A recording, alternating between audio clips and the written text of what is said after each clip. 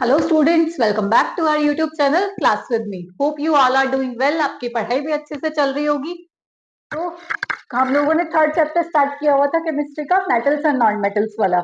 उसी का आज नेक्स्ट पार्ट लेके आई हूँ मैं। आज पूरा चैप्टर हम कंप्लीट कर लेंगे। मेटल्स वाला पार्ट हम ऑलरेडी डिस्कस कर चुके हैं। आज हम नॉन मेटल्स कंप्लीट करेंगे, ठीक है। बिना टाइम वेस्ट करते हुए हम लोग स्टार्ट करते हैं अपना सेशन। चलो फिर स्टार्ट किया जाए। देखो, सबसे पहले तो हम लोग देखेंगे नॉन मेटल होता क्या है। सेम उसी पैटर्न में चलेंगे। सबसे पहले प्रॉपर्टी, मेटल नॉन मेटल होता क्या है ये सब डिस्कस करेंगे, फिर इसकी physical properties and then last में केमिकल प्रॉपर्टीज और फिर यूजेस ऑफ नॉन मेटल, जिस तरह से हमने मेटल्स में डिस्कस किया था। देखो फिर, नॉन मेटल क्या होता है? It is an element whose atoms readily gain electrons to form negative ions. वो सब्सटेंस या वो एलिमेंट जो इलेक्ट्रॉन को गेन करता है और नेगेटिव आयन बनाता है। नेगेटिव आयन यानी एनायन। ये चीजें हम लोगों को पता है। मेटल में हमने क्या पढ़ा था? वो इलेक्ट्रॉन को लूज करके कैटायन बनाता है। ये जस्ट अपोजिट होता है मेटल्स का। ये इलेक्ट्रॉन को गेन करता है और एनायन बनाता है। कोई एग्जांपल नॉन मेटल का? ऑक्सीजन हो गया, सल्फर हो गया, कार्बन, नाइट्रोजन, ये सब क्या होते हैं? Non metal. चलो इसको एग्जाम्पल से समझते हैं। सपोज करो ये हमने ले लिया ऑक्सीजन। नॉन मेटल की डेफिनेशन क्या है? ये इलेक्ट्रॉन को गेन करता है। सपोज करो इसने एक इलेक्ट्रॉन गेन करा, इसके ऊपर कौन सा चार्ज आ गया? O negative. Next step, O negative ने एक इलेक्ट्रॉन गेन करा, क्या चार्ज आ गया? Two negative. तो ये क्या बन गया? ऑक्सीजन का anion.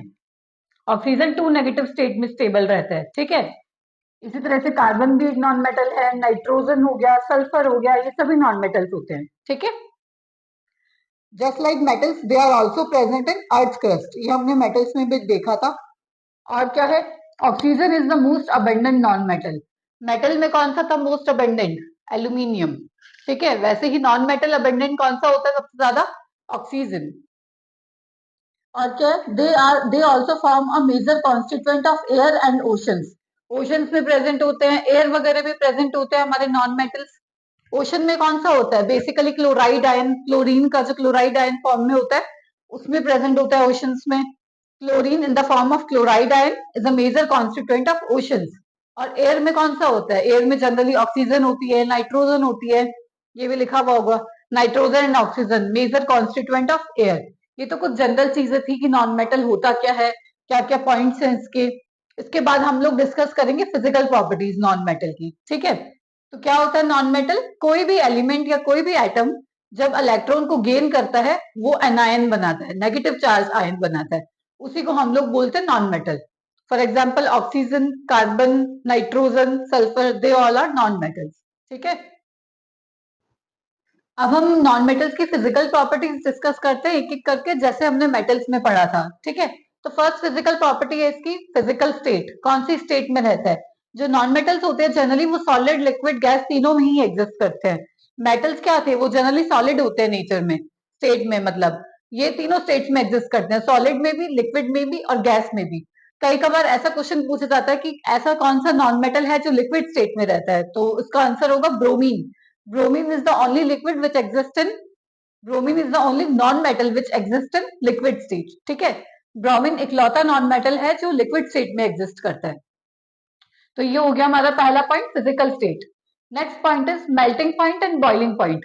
As compare to metals, non metals का जो मेल्टिंग पॉइंट, बॉइलिंग पॉइंट होता है वो कम होता है। ऐसा क्यों? क्योंकि मेटल्स में क्या था? उनकी रिजिड, टाइटली पैक्ड स्ट्रक्चर थी। नॉन मेटल्स के केस में ऐसा नहीं होता, due to less compact packing. इसकी जो पैकिंग होती है वो लेस कॉम्पैक्ट होती है। मेटल्स की तरह एकदम टाइट रिजिड पैक नहीं होता इसका। इस वजह से इनको मेल्ट करना, बॉईल करना इजी होता है, तो इनका मेल्टिंग पॉइंट और बॉइलिंग पॉइंट लेस होता है एज कंपेयर टू मेटल्स, ठीक है। ये सेकंड पॉइंट हो गया हमारा मेटल्स, मेल्टिंग और बॉइलिंग पॉइंट के बारे में। Now third one is hardness. Hardness में क्या बोलेंगे हम? नॉन मेटल्स जो होते हैं वो जनरली सॉफ्ट होते हैं नेचर में, they are generally soft in nature, but इसमें एक एक्सेप्शन कौन सा? डायमंड। डायमंड जो होता है वो हार्ड होता है नेचर में। पता ही होगा, हमने डायमंड किस में यूज करते हैं? कटिंग के लिए यूज किया जाता है जनरली। क्यों? क्योंकि वो बहुत हार्ड होता है। तो ये एक एक्सेप्शन है इसका। डायमंड जो होता है वो हार्ड होता है नेचर में, ठीक है। नेक्स्ट फोर्थ प्रॉपर्टी है हमारी लस्टर। लस्टर क्या क्या मतलब था? चमक, शाइनिंग। शाइनिंग कैपेबिलिटी या प्रॉपर्टी बोल सकते हैं, वो नॉन मेटल्स में जनरली नहीं होती है। नॉन मेटल्स में चमक नहीं होती। इसमें एक्सेप्शन कौन सा है? डायमंड होता है, डायमंड में चमक होती है। आयोडीन होता है, ये लस्टर प्रॉपर्टी शो करते हैं। ठीक है, generally non metals are non lustrous. Exception iodine हो गया। नेक्स्ट फिफ्थ प्रॉपर्टी कौन सी है हमारी? डक्टिलिटी और मेलिएबिलिटी। ये दोनों हमने मेटल्स में स्टडी करी थी। एक कौन सी थी? थिन शीट्स में अगर हम मेटल्स को या बीट करते हैं तो वो थिन शीट्स में कन्वर्ट हो सकते हैं, और दूसरी थिन वायर्स में कन्वर्ट करने की कैपेबिलिटी। ये दोनों ही नॉन मेटल्स में नहीं होती है। Non metals don't show ductility, they are non malleable. ये दोनों प्रॉपर्टी मेटल्स की हैं। ठीक है, बेसिक तो यही है कि जो प्रॉपर्टीज मेटल्स की थी वो नॉन मेटल्स शो नहीं करते हैं, अपोजिट है एक दूसरे से बस। मेटल लस्टरस थे, डक्टिलिटी शो करते हैं, मेलिएबिलिटी शो करते हैं, कंडक्टिविटी शो करते हैं। नॉन मेटल्स इनमें से कोई भी प्रॉपर्टी शो नहीं करते हैं। ठीक है, सेवंथ प्रॉपर्टी है कंडक्टिविटी। मेटल्स में क्या पढ़ा था? They are good conductors, but in case of non metals they are bad conductors. इसका रीजन, गुड कंडक्टर के लिए क्या रीजन था? क्योंकि उसमें फ्री इलेक्ट्रॉन्स प्रेजेंट है, इसलिए वो कंडक्टिविटी शो करते हैं। और नॉन मेटल्स बैड कंडक्टर क्यों है? क्योंकि इनके पास फ्री इलेक्ट्रॉन एब्सेंट है। Due to absence of free electrons they are bad conductor of electricity. Thermal का भी और वैसे भी कंडक्टिविटी शो नहीं करते हैं ये जनरली। ठीक है, थर्मल वाली भी नहीं शो करती है। तो ये होगा कंडक्टिविटी का। अब नेक्स्ट है हमारा एथ प्रॉपर्टी, सोनोरिटी। अच्छा हाँ, मैं एक एक्सेप्शन बताना भूल गई। कंडक्टिविटी में हमने क्या देखा था कि जनरली नॉन मेटल्स क्या होते हैं? बैड कंडक्टर्स होते हैं इलेक्ट्रिसिटी का, पर उसमें एक एक्सेप्शन है, ग्रेफाइट। याद रखना, ठीक है, ग्रेफाइट ये क्या होता है? गुड कंडक्टर होता है। जी से ग्रेफाइट, जी से गुड, इस तरह से आप याद रख सकते हो। कंडक्टिविटी ये अच्छा कंडक्टर होता है, बाकी जनरली जो नॉन मेटल्स होते हैं वो बैड कंडक्टर होते हैं। ठीक है, तो अब हम स्टार्ट करते हैं। एट्थ प्रॉपर्टी है हमारी सोनोरिटी। सोनोरस क्या था? जब हम हिट करते हैं तो एक रिंगिंग साउंड आती है, जैसे स्कूल की बेल हो गई और मंदिर में घंटी बजाते हैं, वो सब वो प्रॉपर्टी जनरली मेटल्स की होती है। मेटल्स सोनोरस शो करते हैं। Non metals are generally non sonorous, they do not produce sound when hit with an object. इनमें से कोई साउंड नहीं आती जब इसको हिट किया जाता है। ठीक है, नेक्स्ट प्रॉपर्टी इज स्ट्रेंथ। इनकी स्ट्रेंथ इतनी अच्छी नहीं होती जितनी की मेटल्स की होती है। Non metals are not as strong as metals. Metals जितने स्ट्रॉन्ग नहीं होते हैं ये। ठीक है, तो ये बात थी हमारी स्ट्रेंथ की। Next is density. डेंसिटी भी नॉन मेटल्स की ज्यादा नहीं होती है, दे हैव लो डेंसिटी, जबकि उनकी ज्यादा होती है मेटल्स की। क्यों? क्योंकि उनकी टाइटली पैक स्ट्रक्चर है, मास पर यूनिट वॉल्यूम ज्यादा होता है, इसलिए। इनमें ऐसा कुछ नहीं होता, तो इसकी डेंसिटी कंपेयर टू मेटल्स कम होती है। कलर क्या था? दे शो डिफरेंट कलर्स, अलग अलग कलर शो करते हैं ये। जैसे सल्फर हो गया, ये येलो कलर शो करता है। ग्रेफाइट हो गया, वो ब्लैक कलर शो करता है। क्लोरीन का अलग कलर होता है, तो ये डिफरेंट कलर शो करते हैं। तो ये बात हो गई हमारी सारी फिजिकल प्रॉपर्टीज की। ठीक है, जस्ट अपोजिट है मेटल्स के। मेलिएबिलिटी शो नहीं करते, डक्टिलिटी शो नहीं करते, सोनोरस की प्रॉपर्टी नहीं होती, जनरली बैड कंडक्टर्स होते हैं। पर एक्सेप्शन क्या है? ग्रेफाइट, जो कि गुड कंडक्टर होता है।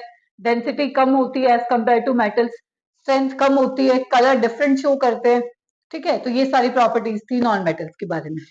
ठीक है, देखो फिजिकल प्रॉपर्टीज हम लोगों ने डिस्कस कर ली। अब बारी है हमारी केमिकल प्रॉपर्टीज की, कि जैसे नॉन मेटल किसी और एलिमेंट के साथ या कंपाउंड के साथ किस तरह से रिएक्ट करता है। जैसे हमने मेटल्स में डिस्कस करी थी, सेम उसी तरह से हम एक एक रिएक्शन पढ़ के देखेंगे। ठीक है, चलो फिर स्टार्ट करते हैं हमारा केमिकल प्रॉपर्टीज। देखो, इसमें पहली प्रॉपर्टी है हमारी reaction of non metal with oxygen, कि कोई भी नॉन मेटल ऑक्सीजन के साथ किस तरह से रिएक्ट करता है। जनरल रिएक्शन ये है हमारी, नॉन मेटल का ऑक्सीजन से रिएक्ट कराते हैं तो नॉन मेटेलिक ऑक्साइड बनता है। जो नॉन मेटल हमने लिया उसका ऑक्साइड बन जाएगा। फिर उस नॉन मेटेलिक ऑक्साइड को जब हम वाटर से ट्रीट कराएंगे तो एसिड फॉर्म होता है। ये मैंने दो एग्जांपल लेके दिखा रखे हैं। जैसे कार्बन एक नॉन मेटल है, हम सबको पता है। इसका ऑक्सीजन से रिएक्ट कराया, इस नॉन मेटल का ऑक्साइड बन गया, मतलब कार्बन डाइऑक्साइड। ये ऊपर एरो क्यों शो करा है? किसी भी कोई गैस फॉर्म होती है तो हम ऐसे अपवर्ड्स एरो की तरह से शो करते हैं। ठीक है, इस नॉन मेटेलिक ऑक्साइड को जब मैंने वाटर से रिएक्ट कराया तो क्या बना? H2CO3। इसका नाम होता है कार्बोनिक एसिड। ध्यान रखना, कई बार एक 1 मार्क्स में पूछ लेते हैं कार्बोनिक एसिड का फॉर्मूला बताओ, या इस तरह से। कार्बोनिक एसिड होता है H2CO3। एक और एग्जांपल देखते हैं। सल्फर नॉन मेटल है, इसका ऑक्सीजन से रिएक्शन कराया, क्या बना? Sulphur dioxide. फिर सल्फर डाइऑक्साइड को वाटर से ट्रीट करा तो क्या बना? H2SO3। ध्यान रखना, H2SO4 नहीं बनेगा, H2SO3। इसका नाम होता है हमारे सल्फ्यूरस एसिड, सल्फ्यूरस एसिड। और H2SO4 क्या होता है हमारा? Sulphuric acid. तो थोड़ा ध्यान रखना, H2SO4 सल्फ्यूरिक एसिड और H2SO3 होता है हमारा सल्फ्यूरस एसिड। ये थी हमारी reaction of non metal with oxygen. Next chemical property है हमारी वाटर के साथ। देखो जनरली जो नॉन मेटल्स होते हैं हमारे, वो वाटर के साथ रिएक्ट ही नहीं करते हैं। Generally non metals do not react with water और स्टीम। इसका रीजन क्या है? This is because they can not give electrons, वो अपने इलेक्ट्रॉन्स नहीं दे सकते to reduce hydrogen ions of water into hydrogen gas. इसका क्या मतलब हुआ? They can not give electrons, वो अपने इलेक्ट्रॉन नहीं दे सकते। क्यों? किसको? To reduce hydrogen ions of water, water की जो हाइड्रोजन आयंस होते हैं उसको रिड्यूस करने के लिए हाइड्रोजन गैस में, इसलिए वो वाटर के साथ रिएक्शन शो नहीं करते। कोई भी आपके क्वेश्चन आ जाए सल्फर की वाटर के साथ रिएक्शन, तो क्या आएगा? No product form. कार्बन की वाटर के साथ क्रॉस करके आ जाना, कोई प्रोडक्ट नहीं बनेगा, ठीक है? क्योंकि वो इलेक्ट्रॉन्स नहीं दे सकते वाटर को कि वो रिड्यूस करके हाइड्रोजन गैस फॉर्म कर दे। तो रिएक्शन विद वाटर में तो ये था कि कोई प्रोडक्ट ही फॉर्म नहीं होगा हमारा, ठीक है? एक इंपॉर्टेंट पॉइंट है, अभी हम लोगों ने देखा कि जो नॉन मेटल्स होते हैं वो वाटर के साथ नॉर्मली रिएक्ट नहीं करते, पर अगर हम कोई कैटलिस्ट के प्रेजेंस में कराए या फिर बहुत ही ज्यादा टेम्परेचर दे दें तो ये पॉइंट है कि किस तरह से रिएक्ट करेंगे। देखो, by passing steam over red hot coke at 1270 kelvin, मतलब इतना टेम्परेचर दे, 1270 केल्विन टेम्परेचर दे in the presence of nickel, nickel as a catalyst. Catalyst का क्या काम होता है? ये रेट ऑफ रिएक्शन को इंक्रीज करता है, ठीक है? तो क्या होगा? Hydrogen gas is prepared. जब कोक को हम निकल कैटलिस्ट के प्रेजेंस पे 1270 केल्विन टेम्परेचर पास कराएंगे, तो प्रोडक्ट क्या बनेगा हमारा? Carbon monoxide plus hydrogen gas release होगी, ठीक है? तो ये थोड़ा सा इंपॉर्टेंट पॉइंट है, आपको ध्यान रखना है। कई बार ऐसे क्वेश्चन पूछ लेंगे, C+H2O एरो लगा के क्वेश्चन मार्क दे देंगे, प्रोडक्ट आप लोगों से पूछेंगे। और ये जो प्रोडक्ट हमारा फॉर्म होता है इसको हम लोग बोलते हैं वाटर गैस, या फिर कई बार सिन गैस भी बोलते हैं, सिंथेसिस गैस, तो शॉर्ट में सिन गैस बोलते हैं। तो कई बार क्वेश्चन डायरेक्ट पूछ लेता है कि what is the formula of water gas, what is syn gas, चार ऑप्शंस दे देंगे। तो आपको पता होना चाहिए CO+H2 के मिक्सचर को बोला जाता है सिन गैस, यानी सिंथेसिस गैस और वाटर गैस, ठीक है? नेक्स्ट केमिकल प्रॉपर्टी है हमारी reaction of non metal with dilute acid. किसी भी नॉन मेटल की रिएक्शन अगर हम डाइल्यूट एसिड के साथ कराएंगे तो क्या होगा? ये भी सेम ही है कि नॉन मेटल जो है वो जनरली डाइल्यूट एसिड के साथ रिएक्ट ही नहीं करते। क्यों? क्योंकि वो इससे मतलब एसिड से हाइड्रोजन को डिस्प्लेस नहीं कर सकते। देखो, non metals do not react with dilute acids because they can not displace hydrogen from acid. Acid में से वो हाइड्रोजन को अलग नहीं कर सकते, इसलिए वो रिएक्ट ही नहीं करेंगे उसके साथ। जैसे ये है कार्बन प्लस HCl, कोई प्रोडक्ट फॉर्म नहीं होगा। फॉस्फोरस का लिया हमने P4 प्लस HCl, कोई प्रोडक्ट नहीं फॉर्म होगा। तो वो डिस्प्लेस नहीं कर सकते, इसलिए वो एसिड्स के साथ रिएक्ट नहीं करते हैं, ठीक है? फोर्थ केमिकल प्रॉपर्टी है हमारी reaction of non metal with salt solution, कि नॉन मेटल किसी सॉल्ट सॉल्यूशन से कैसे रिएक्ट करेगा। ये भी जनरली डिस्प्लेसमेंट रिएक्शन की तरह है कि जो ज्यादा मतलब मोर रिएक्टिव एलिमेंट है वो लेस रिएक्टिव वाले को सॉल्यूशन से डिस्प्लेस कर देगा। A more reactive nonmetal displace less reactive nonmetal from its salt solution। जो ज्यादा रिएक्टिव होगा वो कम रिएक्टिव को डिस्प्लेस कर देगा, जो हमने डिस्प्लेसमेंट रिएक्शन में पढ़ा था। एग्जांपल देखो, NaBr प्लस Cl2। यहाँ हमें पता है कि जो क्लोरीन है वो ज्यादा रिएक्टिव होता है, ठीक है? तो क्या होगा? प्रोडक्ट क्या बनेगा? NaCl प्लस Br2, Br अलग हो गया, NaCl इकट्ठा आ गया, सोडियम क्लोराइड प्लस Br2। ज्यादा रिएक्टिव वाले एलिमेंट ने कम रिएक्टिव को डिस्प्लेस कर दिया, ठीक है? ये था हमारा reaction of non metal with salt solution.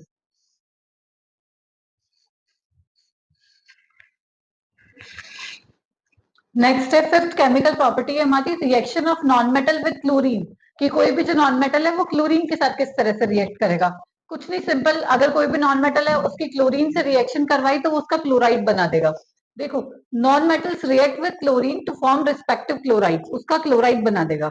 जैसे हमने लिया H2 प्लस Cl2, क्या बनेगा? 2HCl, हाइड्रोक्लोरिक एसिड बन गया। नेक्स्ट, फॉस्फोरस का हमने लिया P4 प्लस 10Cl2, क्या बन गया? 4PCl5। ये मैंने बैलेंस करके लिखा हुआ है, तो PCl5 बन गया, उसका क्लोराइड बन गया, ठीक है? तो जनरली क्लोरीन के साथ रिएक्शन करने पे उसका क्लोराइड बन जाता है। ये थी हमारी फिफ्थ केमिकल प्रॉपर्टी।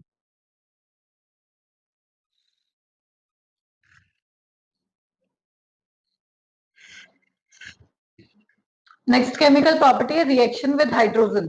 जैसे क्लोरीन से रिएक्ट करके क्लोराइड बन जाता है, हाइड्रोजन से रिएक्ट करके उसका हाइड्राइड बन जाएगा। Non metals react with hydrogen to form their respective hydrides. ये कार्बन नॉन मेटल है, इसकी हाइड्रोजन से रिएक्शन कराई, क्या बन गया? CH4, मीथेन फॉर्मूला होता है इसका, नाम क्या होता है? मीथेन। एक कार्बन है तो मेथ एन। ये नेमिंग आपका 4th चैप्टर में आएगा, वैसे तो मैं फिर भी बता देती हूँ, इसको मीथेन बोलते हैं, ठीक है। नेक्स्ट है नाइट्रोजन, नॉन मेटल है, इसकी रिएक्शन हाइड्रोजन से कराई, क्या बन गया? NH3, इसका नाम है ammonia. Next oxygen non metal है, इसकी रिएक्शन हाइड्रोजन से कराई तो क्या बन गया? H2O। ये तो हमें पता ही है क्या होता है, वाटर, ठीक है। तो ये थी हमारी reaction with hydrogen. Chemical properties हमारी पूरी हो गई हैं। अब हम देखेंगे यूजेस ऑफ नॉन मेटल, कहाँ कहाँ काम में आते हैं नॉन मेटल्स। देखो, फर्स्ट है नॉन मेटल्स इन बायो प्रोसेसेस। बायो प्रोसेस में कैसे काम आता है? ऑक्सीजन जो हम लेते हैं रेस्पिरेशन से, वो क्या होता है? नॉन मेटल है। एक कार्बन डाइऑक्साइड जो रॉ मटेरियल यूज होता है, फोटोसिंथेसिस बाहर निकालते हैं, वो क्या होता है? वो भी एक नॉन मेटल है, कार्बन। तो oxygen is taken during respiration, respiration के दौरान जो ऑक्सीजन अंदर लिया जाता है वो एक नॉन मेटल है। While CO2 is the raw material for photosynthesis in plants. CO2 क्या होता है? वो रॉ मटेरियल की तरह काम करता है, जो फोटोसिंथेसिस प्लांट्स में आपने बायो में पढ़ा होगा, प्लांट्स जो फोटोसिंथेसिस प्रोसेस करते हैं उसमें CO2 as a raw material use करते हैं, वो भी क्या है? एक नॉन मेटल है। नेक्स्ट है non metals in laboratory. Practical labs वगैरह होती है जो स्कूल वगैरह में, उसमें यूज में लेते हैं। नाइट्रिक एसिड यूज लिया जाता है, सल्फ्यूरिक एसिड H2SO4, तो उसमें क्या होता है? सल्फर क्या है? एक नॉन मेटल है। नाइट्रोजन एक नॉन मेटल है। प्रैक्टिकल परफॉर्म करने के लिए हम लोग नॉन मेटल्स का यूज करते हैं बेसिकली, ठीक है। थर्ड है हमारा health and protection. Health and protection में कैसे यूज किया जाता है? क्लोरीन क्या है? डिसइंफेक्टेंट है, इंसेक्टिसाइड की तरह हम लोग यूज करते हैं। और कौन सा दे रखा है? Sulphur, sulphur as a fungicide use किया जाता है। तो ये नॉन मेटल के यूजेस है, ठीक है। हेल्थ एंड प्रोटेक्शन का हो गया। लैब्स वगैरह में यूज करते हैं, ऑक्सीजन रेस्पिरेशन के दौरान यूज में लिया जाता है। तो ये हो गया इसका बायो प्रोसेसेस का, ठीक है। फोर्थ इंपॉर्टेंट यूज है इसका non metals in various goods. किस किस में करते हैं हम? Sulphur is use in batteries, जैसे जो इन्वर्टर वगैरह में बैटरी डलती है या जो भी बैटरीज वगैरह होती है, मेनली इसमें H2SO4 यूज करा जाता है। तो वो क्या है? एक सल्फर नॉन मेटल होता है। एज अ फर्टिलाइजर यूज करते हैं, फायर वर्क जो भी काम होते हैं उसमें यूज किया जाता है। नेक्स्ट क्या है? As a fuel. फ्यूल हम लोगों को पता है, जैसे कि हमारे कार्बन कंपाउंड्स होते हैं, कोयला हो गया, कोल, पेट्रोलियम, ये सब क्या है? एक तरह से फ्यूल की तरह काम करते हैं ये। हाइड्रोजन क्या है? ये भी हमें पता है, मोस्ट एफिशिएंट फ्यूल माना जाता है हाइड्रोजन को। तो ये कुछ बेसिक बेसिक यूजेस थे नॉन मेटल्स के। 2 या 3 नंबर में कई बार क्वेश्चन आ जाता है कि what are the uses of non metals. तो आप मेन पॉइंट्स पॉइंट्स ध्यान रखना, ताकि आप थ्योरेटिकल फॉर्म में लिख सको अगर कोई क्वेश्चन आए तो पॉइंट्स बना के, ठीक है। मेन मेन ध्यान रखना। एज अ फ्यूल यूज किया जाता है, वेरियस गुड्स में यूज करते हैं, बायो प्रोसेसेस में यूज आता है, हेल्थ में यूज आता है। तो पॉइंट्स याद रखना इसके, ठीक है। ये होगा हमारे यूजेस ऑफ नॉन मेटल्स। तो नॉन मेटल्स का हमारा पूरा हो चुका है। हमने फिजिकल प्रॉपर्टीज डिस्कस कर ली, केमिकल भी देख ली और यूजेस भी देख चुके हैं अब हम लोग। अब हम कंपैरेटिव स्टडी देखेंगे मेटल और नॉन मेटल की। फिजिकल प्रॉपर्टीज के बेस पर डिफरेंस देख लेते हैं और फिर इसके बाद केमिकल प्रॉपर्टीज के बेस पर देख लेते हैं। फिजिकल प्रॉपर्टीज के बेस में क्या डिफरेंस है मेटल और नॉन मेटल में? मेटल में हमने क्या पढ़ा था? मेटल क्या होते हैं? मेलिएबल होते हैं, डक्टाइल होते हैं। और दूसरी साइड नॉन मेटल्स क्या होते हैं? ये नॉन मेलिएबल होते हैं और नॉन डक्टाइल होते हैं। पहला डिफरेंस। सेकंड, मेटल्स क्या करते हैं? शाइनिंग की प्रॉपर्टी होती है, लस्ट्रस होते हैं और सोनोरस, रिंगिंग बेल वाला था जो। और ये दोनों ही प्रॉपर्टी शो नहीं करते नॉन मेटल्स, नॉन लस्ट्रस और नॉन सोनोरस। सेकंड डिफरेंस हो गया। थर्ड क्या है? They are solid at room temperature. Metals क्या होते हैं? जनरली सॉलिड होते हैं रूम टेम्परेचर पे। और जो नॉन मेटल्स होते हैं वो लिक्विड या फिर गैसियस फॉर्म में होते हैं नॉर्मली रूम टेम्परेचर पे। फोर्थ डिफरेंस है, मेटल्स की डेंसिटी हाई होती है क्योंकि मास पर यूनिट वॉल्यूम ज्यादा होता है, और दूसरी साइड नॉन मेटल्स की डेंसिटी कम होती है। लास्ट पॉइंट क्या है? मेटल्स की मेल्टिंग पॉइंट और बॉइलिंग पॉइंट ज्यादा होता है। क्यों? क्योंकि इसका रिजिड टाइटली पैक्ड स्ट्रक्चर होता है। और दूसरी साइड नॉन मेटल्स का मेल्टिंग बॉइलिंग पॉइंट कम होता है क्योंकि इसका लेस कॉम्पैक्ट स्ट्रक्चर होता है। तो ये डिफरेंस था हमारा फिजिकल प्रॉपर्टीज के बेस पे मेटल्स और नॉन मेटल्स के बीच में, ठीक है। फिजिकल प्रॉपर्टीज के बेस पे हम लोगों ने डिफरेंस देख लिया। अब हम लोग देखते हैं केमिकल प्रॉपर्टीज के बेस पे मेटल्स और नॉन मेटल्स में क्या डिफरेंस है। फर्स्ट तो है इसका डेफिनेशन के बेस पे। पहला क्या होता है, मेटल्स क्या करते हैं, इलेक्ट्रॉन को लूज करके कैटायन बनाते हैं। कैटायन मतलब कि जो पॉजिटिवली चार्ज था, ठीक है। और दूसरी साइड नॉन मेटल क्या करते हैं, ये इलेक्ट्रॉन को गेन करते हैं और अनायन फॉर्म करते हैं, यानी नेगेटिवली चार्ज। सेकंड पॉइंट है दे फॉर्म बेसिक ऑक्साइड्स। ये जनरल है, आपको ध्यान रखना, मेटल्स जो होते हैं वो बेसिक ऑक्साइड्स बनाते हैं और जो नॉन मेटल होते हैं वो एसिडिक ऑक्साइड्स बनाते हैं, ठीक है। ये सेकंड पॉइंट हो गया। थर्ड क्या है, they evolve hydrogen gas from dilute acids. ये हम लोगों ने देखा था, जब मेटल्स की रिएक्शन डाइल्यूट एसिड के साथ कराते हैं तो हाइड्रोजन गैस रिलीज होती है, और नॉन मेटल ऐसी कोई रिएक्शन शो नहीं करते हैं, ठीक है। अगला है दे फॉर्म आयनिक क्लोराइड्स, और दूसरी साइड जो नॉन मेटल्स होते हैं वो कोवलेंट क्लोराइड्स फॉर्म करते हैं। तो ये था केमिकल प्रॉपर्टीज के बेस पे मेटल्स और नॉन मेटल्स में डिफरेंस, ठीक है। मेटल्स और नॉन मेटल्स वाला पार्ट हमारा पूरा हो चुका है। अब हम लोग डिस्कस करेंगे केमिकल बॉन्ड के बारे में, कि केमिकल बॉन्ड क्या होता है, कितने टाइप्स के केमिकल बॉन्ड होते हैं, किस तरीके से फॉर्म होता है, वो सब डिस्कस करते हैं, ठीक है। तो सबसे पहले तो हमें मतलब पता होना चाहिए केमिकल बॉन्ड होता क्या है। जैसे मैं आपको एग्जांपल बताऊं, कोई H2 मॉलिक्यूल है, ये कैसे बना, H सिंगल बॉन्ड H। ये क्या है, ये एक बॉन्ड है, मतलब जो दो एटम्स को आपस में कनेक्ट करके रखता है। इसको सिंपल वर्ड्स में बोलो तो क्या कह सकते हैं, it is simply the force of attraction between two atoms, और we can say that two ions. जैसे NaCl के बीच में Na प्लस और Cl माइनस, ये क्या हो गया, ये एक बॉन्ड है।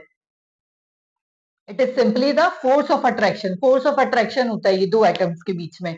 चलिए इसकी डेफिनेशन देख लेते हैं एक बार।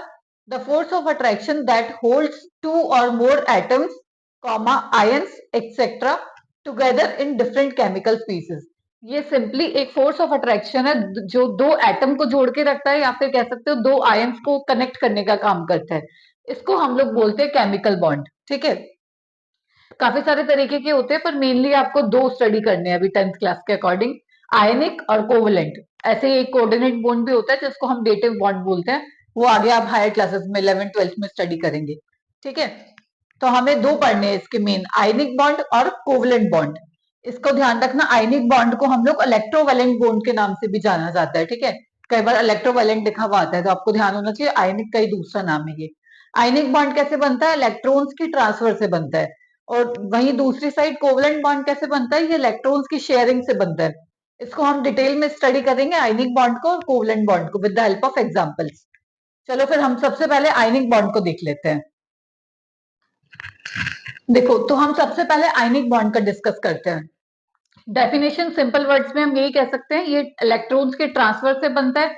दूसरा point, formed between metal and non metal, एक मेटल और एक नॉन मेटल, इन दोनों के बीच में बॉन्ड बनता है। इसको एग्जांपल से समझते हैं ताकि आपको ज्यादा क्लियर हो जाएगा। देखो, सबसे पहला एग्जांपल हम लोग देखते हैं NaCl यानी सोडियम क्लोराइड। हमें क्या करना है, सबसे पहले हमें सोडियम का एटॉमिक नंबर पता होना चाहिए, कितना होता है 11। तो इसका कॉन्फ़िगरेशन किस तरीके से लिखेंगे हम, 2,8,1, 11 हो गया। दूसरी साइड क्लोरीन का कितना होता है 17, इसका कॉन्फ़िगरेशन क्या हुआ 2,8,7, ठीक है।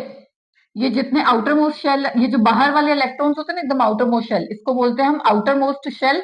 और जितने इलेक्ट्रॉन्स उसमें होते हैं उसको बोलते हैं आउटर मोस्ट इलेक्ट्रॉन्स, या फिर वैलेंस इलेक्ट्रॉन। ये क्या होते हैं, वैलेंस इलेक्ट्रॉन्स, मतलब बाहर वाले शेल में कितने इलेक्ट्रॉन्स हैं। ये वैलेंस शेल हो गया, और इसमें इलेक्ट्रॉन्स जो होंगे वो हो गए valence electron. Outermost shell बोल लो या फिर वैलेंस शेल बोल लो, एक ही बात है। आउटर मोस्ट इलेक्ट्रॉन्स बोल लो या फिर वैलेंस इलेक्ट्रॉन बोल लो, एक ही बात है, ठीक है। जितने आउटर मोस्ट शेल में इलेक्ट्रॉन्स होते हैं ना, उसको हम डॉट से रिप्रेजेंट करते हैं। ये सोडियम लिया, इसके आउटर मोस्ट में एक इलेक्ट्रॉन है तो हमने एक डॉट लगा दिया। दूसरी साइड वही क्लोरीन का देखे तो उसके आउटर मोस्ट में 7 इलेक्ट्रॉन्स हैं तो हमने 7 डॉट लगा दिए, 1 2 3 4 5 6 7, ठीक है। तो केमिस्ट्री में एक रूल होता है, हाइड्रोजन को छोड़ के बाकी जितने भी एटम्स हैं हमारे पीरियोडिक टेबल में, वो ऑक्टेट रूल को फॉलो करते हैं। ऑक्टेट रूल, इसका क्या मतलब होता है, सभी एटम के आउटर मोस्ट शेल में 8 इलेक्ट्रॉन्स होंगे तो वो एटम क्या हो जाएगा, स्टेबल हो जाएगा। तो हर कोई एटम, हर कोई क्या होना चाहता है, स्टेबिलिटी चाहता है, सबको स्टेबिलिटी चाहिए। तो वैसे ही एटम भी स्टेबल होना चाहता है, उसको भी अगर आउटर मोस्ट शेल में 8 इलेक्ट्रॉन्स हो जाएंगे तो वो स्टेबल हो जाता है। इसको बोलते हैं ऑक्टेट रूल। और इसका एक्सेप्शन क्या है, हाइड्रोजन। हाइड्रोजन को 8 इलेक्ट्रॉन नहीं चाहिए स्टेबल होने के लिए, वो ऑक्टेट पूरा नहीं करता, वो डुप्लेट पूरा करता है। हाइड्रोजन क्या करता है? डुप्लेट पूरा करता है। अगर उसके आउटर मोस्ट में 2 इलेक्ट्रॉन भी हो जाएंगे ना तो भी वो स्टेबल हो जाएगा। ये सिर्फ हाइड्रोजन के साथ में है, बाकी सभी आइटम्स ऑक्टेट पूरा करते हैं। ठीक है, तो अब क्या करेंगे हम? सोडियम का क्या कंफिग्रेशन? 2,8,1। इसके आउटर मोस्ट में 1 है, हमें क्या चाहिए? 8। तो इसके पास 2 पॉसिबिलिटीज हैं, या तो ये अपना एक इलेक्ट्रॉन को लूज कर दे या फिर ये 7 इलेक्ट्रॉन्स को गेन कर ले। तो इसके लिए सोडियम के लिए क्या आसान रहेगा? एक इलेक्ट्रॉन को लूज करना या फिर 7 इलेक्ट्रॉन्स को गेन करना? ऑब्वियसली एक इलेक्ट्रॉन को लूज करना ज्यादा आसान रहेगा, क्योंकि अगर वो 7 इलेक्ट्रॉन गेन करेगा तो उसके लिए बहुत ज्यादा एनर्जी रिक्वायर्ड होगी। तो सोडियम क्या करता है? अपना एक इलेक्ट्रॉन लूज कर देता है। ठीक है, और दूसरी साइड देखो क्लोरीन है। क्लोरीन के पास आउटर मोस्ट में 7 इलेक्ट्रॉन्स हैं, इसको भी 8 चाहिए। इसके पास भी सेम उसी तरह से 2 पॉसिबिलिटी हैं, या तो ये एक इलेक्ट्रॉन को गेन कर दे या फिर 7 इलेक्ट्रॉन्स को लूज कर दे। तो इसके लिए क्या ज्यादा इजी रहेगा? एक इलेक्ट्रॉन को गेन करना आसान रहेगा। तो होगा क्या? सोडियम अपना एक इलेक्ट्रॉन इस क्लोरीन को डोनेट कर देगा। अब क्या हुआ? इसका कंफिग्रेशन हो गया 2,8, आउटर मोस्ट में 8, ऑक्टेट रूल पूरा हो रहा है, ये भी स्टेबल हो गया। क्लोरीन के पास एक की कमी थी, इसने एक इलेक्ट्रॉन सोडियम से ले लिया, इसका कंफिग्रेशन क्या हो गया? 2,8,8। इसका भी ऑक्टेट पूरा हो रहा है, ये भी खुश ये भी खुश, दोनों के पास 8 हो गए, दोनों स्टेबल हो गए। तो अब क्या आया? इसने क्या करा? डोनेट 1 इलेक्ट्रॉन, और इसने गेन करा 1 इलेक्ट्रॉन। केमिस्ट्री में कोई भी एटम अगर इलेक्ट्रॉन को डोनेट करता है तो उसके ऊपर पॉजिटिव चार्ज आता है, और कोई भी एटम अगर इलेक्ट्रॉन को गेन करता है तो उसके ऊपर नेगेटिव चार्ज आता है। इसने एक इलेक्ट्रॉन को लूज करा तो इसके ऊपर Na पॉजिटिव आया, इसने एक इलेक्ट्रॉन को गेन करा तो Cl नेगेटिव आया। तो जो बॉन्ड बना Na प्लस और Cl नेगेटिव में ट्रांसफर ऑफ इलेक्ट्रॉन से, उसको हम लोग बोलते हैं आयनिक बॉन्ड। ये तरीका होता है रिप्रेजेंट करने का। अगर आपके कोई भी क्वेश्चन आता है explain the ionic bond formation between Na and Cl, MgCl2, किसी का भी पूछ सकते हैं, तो आपको ये प्रोसेस करके आना है। सबसे पहले एटॉमिक नंबर लिखना है, कॉन्फ़िगरेशन लिखना है, ये ऐसे डॉटेड स्ट्रक्चर बनानी है, ट्रांसफर और लूज दिखाना है आपको इलेक्ट्रॉन्स का, और इस तरह से आयनिक बॉन्ड बनता है। ठीक है, एक और एग्जांपल देख लेते हैं ताकि आपको और क्लियर हो जाएगा। देखो सेकंड एग्जांपल है हमारा मैग्नीशियम क्लोराइड MgCl2 का। एक बार खुद से भी ट्राई करके देखो आप लोग, कुछ नहीं समझ में आया तो पूछ लेना कमेंट सेक्शन में। मैग्नीशियम का एटॉमिक नंबर कितना होता है? 12। तो इसको हम लिखेंगे 2,8,2। क्लोरीन का 17, 2,8,7। आपको 10th क्लास के अकॉर्डिंग एटलीस्ट 20 एलिमेंट्स तो याद होने चाहिए पीरियोडिक टेबल के। ठीक है, अगर नहीं है तो कर लेना, 20 तो एटलीस्ट चाहिए ही होंगे। देखो मैग्नीशियम के आउटर मोस्ट में कितने इलेक्ट्रॉन्स हैं? 2, तो 2 डॉट से रिप्रेजेंट कर दिया। क्लोरीन के पास 7, तो 7 डॉट्स लगा दिए। ठीक है, पर देखो 2 क्लोरीन है हमारे पास, इसलिए मैंने 2 बार क्लोरीन लिखा है। सेंटर में मैग्नीशियम लिख दिया, 2 इलेक्ट्रॉन्स, ये एक क्लोरीन, ये दूसरा क्लोरीन। सेम वही प्रोसेस है, हमें क्या करना है? ऑक्टेट रूल फॉलो करना है। ये अगर अपने 2 इलेक्ट्रॉन्स को डोनेट कर दे तो ये स्टेबल हो जाएगा, और क्लोरीन अगर अपना एक इलेक्ट्रॉन गेन कर लेगा तो वो स्टेबल हो जाएगा। अब यहाँ पे मैग्नीशियम क्या करेगा? ये एक इलेक्ट्रॉन इस क्लोरीन को दे देगा, एक इलेक्ट्रॉन इस क्लोरीन को दे देगा। तो इसने क्या करा? डोनेट 2 इलेक्ट्रॉन्स, और इसने एक इलेक्ट्रॉन गेन करा, इसने भी एक इलेक्ट्रॉन गेन करा। तो क्या रिएक्शन बन गई? Mg2 पॉजिटिव, 2 इलेक्ट्रॉन डोनेट कर रहे इसलिए 2 पॉजिटिव आ गया, प्लस 2Cl नेगेटिव। ये मैंने आगे 2 क्यों लगाया? क्योंकि हमारे पास 2 क्लोरीन है, अगर ये आप आगे न लगा के यहाँ लगा दोगे तो वो गलत हो जाएगा। ठीक है, 2 नेगेटिव का मतलब तो हो गया 2 एटम गेन करे, उसने 2 एटम नहीं गेन करे, 2 इलेक्ट्रॉन नहीं गेन करे, दोनों क्लोरीन ने एक एक गेन करा है। तो हम आगे 2 लगाएंगे और यहाँ पे नेगेटिव। फॉर्मूला क्या बन गया? MgCl2। इस तरीके से भी दिखा सकते हो, Mg और Cl, Mg पे +2 चार्ज होता है, क्लोरीन पे 1, क्रॉस मल्टीप्लाई करा MgCl2। ये हो गया हमारा मैग्नीशियम क्लोराइड का आयनिक बॉन्ड फॉर्मेशन। ठीक है, ऐसे कोई भी आ सकता है आपके एग्जाम में, कैल्शियम उसका आ सकता है, CaCl2 का आ सकता है, कैल्शियम क्लोराइड आ सकता है, और भी कोई भी पूछ सकते हैं, CaO पूछ सकते हैं, कैल्शियम ऑक्साइड हो गया, कैल्शियम क्लोराइड हो गया। तो इसी तरह से करने हैं आपको। ठीक है, अब हम एक बार इसके करेक्टरिस्टिक्स देख लेते हैं आयनिक कंपाउंड्स की। जैसे हमने मेटल्स नॉन मेटल्स में देखी थी, वैसे आयनिक कंपाउंड्स की भी फिजिकल करेक्टरिस्टिक्स देख लेते हैं। फिजिकल स्टेट क्या होती है इसकी? आयनिक कंपाउंड जो होते हैं वो जनरली सॉलिड रहते हैं रूम टेम्परेचर पे। ठीक है, सेकंड है इसका हार्डनेस। आयनिक कंपाउंड्स क्या होता है? हार्ड होते हैं, टाइटली पैक स्ट्रक्चर होता है। सॉलिड होते हैं एक तरह से। तो ionic compounds are hard. Third है कंडक्टिविटी। जो आयनिक कंपाउंड्स होते हैं वो सॉलिड स्टेट में तो कंडक्टर शो नहीं करते, मतलब नॉन कंडक्टर्स होते हैं। पर मॉल्टन या फिर एक्वस स्टेट, मॉल्टन मतलब पिघला दिया उसको जब, उसमें या फिर एक्वस स्टेट में वो कंडक्टर्स होते हैं। ऐसा क्यों होता है? क्योंकि सॉलिड स्टेट में उनके आयंस जो होते हैं वो पास पास में होते हैं, फ्रीली मूव नहीं करते। पर जब हमने उसको मेल्ट कर दिया या फिर लिक्विड स्टेट में, वो कंडक्टर्स क्यों हो जाते हैं? क्योंकि तब उसके पास फ्री आयंस होते हैं मूवमेंट के लिए, इसलिए। ठीक है, तो ये पॉइंट इंपॉर्टेंट है, थोड़ा ध्यान देना। मेल्टिंग बॉइलिंग पॉइंट कैसा होगा, कुछ सोच के देखो। नॉर्मल रूम टेम्परेचर पे सॉलिड है, तो इसको मेल्ट करना मुश्किल होगा, तो इसलिए मेल्टिंग पॉइंट और बॉइलिंग पॉइंट होता है जो आयनिक कंपाउंड्स का, वो हाई होता है। दूसरा है सॉल्युबिलिटी, जनरली वाटर में सॉल्युबल होते हैं आयनिक कंपाउंड्स। तो ये तीन चार कुछ बेसिक प्रॉपर्टीज है। ये वाली काफी पूछी जाती है, कंडक्टिविटी वाली, कि जो आयनिक कंपाउंड्स है वो मॉल्टन और एक्वस स्टेट में तो कंडक्टर्स होते हैं, पर सॉलिड स्टेट में नहीं होते। ऐसा क्यों होता है? Due to the presence of free electrons. इसमें इलेक्ट्रॉन्स फ्री रहते हैं इसलिए। ठीक है, तो ये कुछ चार पांच प्रॉपर्टीज थी आयनिक कंपाउंड्स की। अब नेक्स्ट और लास्ट टॉपिक है हमारा अकरेंस ऑफ मेटल्स। इसमें मेनली हमें पता करना है कि हम कैसे मेटल्स को एक्सट्रैक्ट कर सकते हैं और उसकी रिफाइनिंग किस तरीके से होती है। तो उससे पहले हम बेसिक टर्मिनोलॉजी जान लेते हैं जो इस अब यूज होगी इस टॉपिक में हमारे। देखो, earth crust is major source of metals. ये तो हमें पता ही है कि जो मेटल्स होते हैं वो बेसिकली कहाँ मिलते हैं हमें? अर्थ क्रस्ट में। हमारा फर्स्ट इंपॉर्टेंट टर्मिनोलॉजी है मेटलर्जी। मेटलर्जी क्या होता है? देखो, it is the branch of science and technology concerned with properties of metals and their production and preparation. क्या मतलब हुआ? ये एक ब्रांच है साइंस की जहां पे हम क्या करते हैं? स्टडी करते हैं concern with properties of metals. Metals की जो प्रॉपर्टीज होती है उसके रिलेटेड है ये। And their production and preparation, कि मेटल्स की क्या प्रॉपर्टी होती है, कैसे प्रोड्यूस कर सकते हैं, कैसे प्रिपेयर होते हैं, उस सब की एक ब्रांच है जिसको अब बोला जाता है मेटलर्जी। ठीक है। नेक्स्ट है मिनरल्स, एलिमेंट्स और compounds which occur naturally in earth crust. वो एलिमेंट्स या वो कंपाउंड्स जो नेचुरली मिलते हैं हमें अर्थ क्रस्ट में, उसको हम लोग क्या बोलते हैं? मिनरल्स। फिर एक नेक्स्ट टर्म आती है हमारे ओर्स। ओर्स क्या होता है?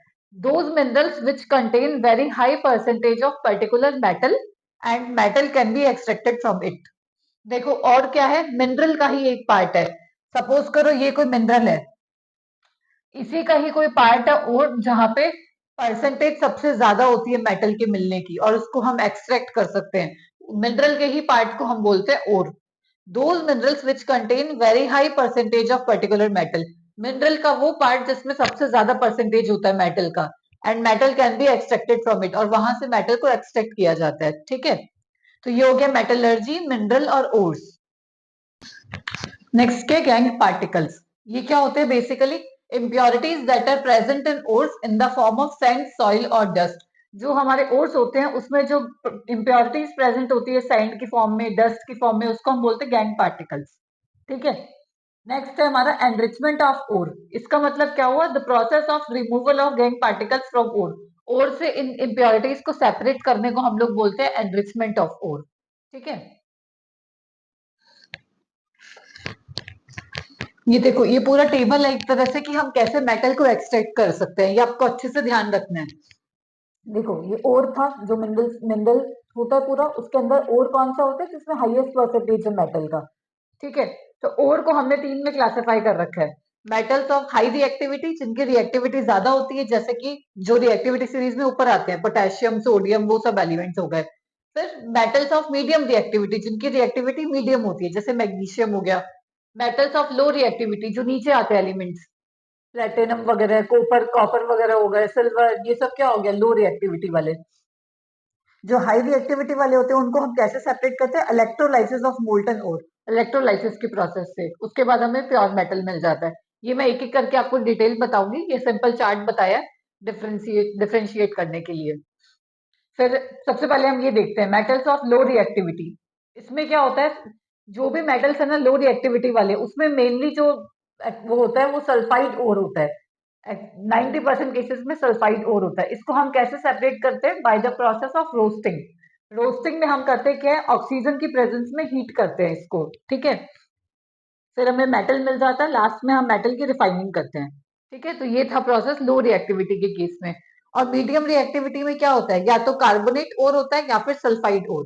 सल्फाइड ओर का तो सेम प्रोसेस है, रोस्टिंग करेंगे। रोस्टिंग मतलब ऑक्सीजन की प्रेजेंस में हीट करना, उसको बोलते हैं रोस्टिंग। और दूसरी साइड है कार्बोनेट ओर। कार्बोनेट ओर का प्रोसेस होता है कैल्सिनेशन। कैल्सिनेशन में हम क्या करते हैं, ऑक्सीजन की एब्सेंस में हीट करते हैं। दोनों में हीट करना है, पर इसमें ऑक्सीजन की प्रेजेंस में करना है, इसमें ऑक्सीजन की एब्सेंस में। तो हमें क्या मिलेगा, उस मेटल का ऑक्साइड मिल जाएगा। फिर उस ऑक्साइड से हम रिडक्शन टू मेटल, मतलब मेटल लेंगे, उसमें से ऑक्साइड से मेटल बनाएंगे, लास्ट में उसके रिफाइनिंग कर देंगे। ये तीनों को सेपरेट करने का तरीका है। मेटल्स जिनकी रिएक्टिविटी ज्यादा है, जिनकी मीडियम है और जिनकी कम है। कई बार इसमें डिफरेंस पूछ लेते हैं कैल्सिनेशन और रोस्टिंग में। ठीक है, तो ध्यान रखना, कैल्सिनेशन जनरली कार्बोनेट ओर के लिए होता है, रोस्टिंग होता है बेसिकली सल्फाइड ओर के लिए। और रोस्टिंग ऑक्सीजन की प्रेजेंस में होता है और कैल्सिनेशन ऑक्सीजन की एब्सेंस में होता है। ये बेसिक डिफरेंस है इन दोनों में। फिर एक एक करके हम देख लेते हैं एग्जाम्पल के साथ इसको।